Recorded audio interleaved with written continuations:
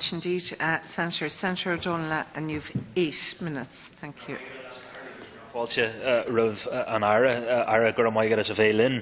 Minister, the issues facing the Defence Forces are very serious and long overdue for them to be resolved satisfactorily to the men and women who serve in them. And it's clear from the recent pay report by the Public Service Pay Commission Donnghaile, that the Defence Forces will have to wait for how long no one knows for the issue of core pay and allowances to be fully, comprehensively and satisfactorily resolved. Indeed, the Commission stated that its remit prohibited it from considering the issue of core pay. Why was this allowed to happen, Minister? Why is the Government dithering at a time when they need to be responding urgently? As a consequence of the failure by the Government to respond to the long-standing issues affecting personnel, the Defence Forces are hemorrhaging staff significantly. Much of the issue centres on the fact that Defence Forces have little or no collective bargaining.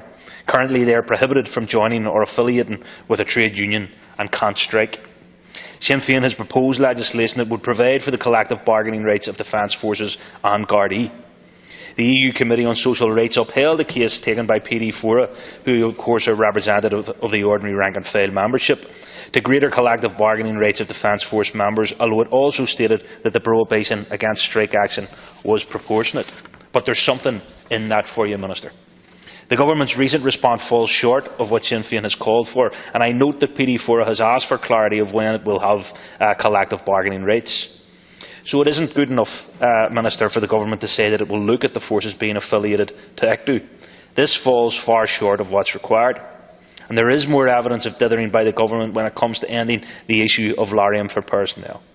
Despite the fact that the Dáil passed a motion 2 years ago calling for it not to be used, we found out that those on an EU training mission in Mali are being issued with it. This is completely unacceptable that the health and well-being of the Defence Forces is being treated in this offhand manner.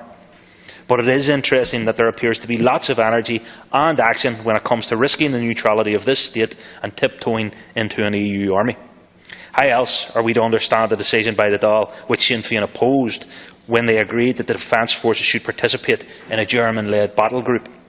I'd like to remind the Government what its former Defence Minister said earlier this year, and I quote, "I ask that we revert back to what we are best at, namely peacekeeping. Battle groups are not peacekeepers. Since when do peacekeepers become involved in battle groups? With the greatest respect, we are losing our way out there." Nach Fear sin. Thanks for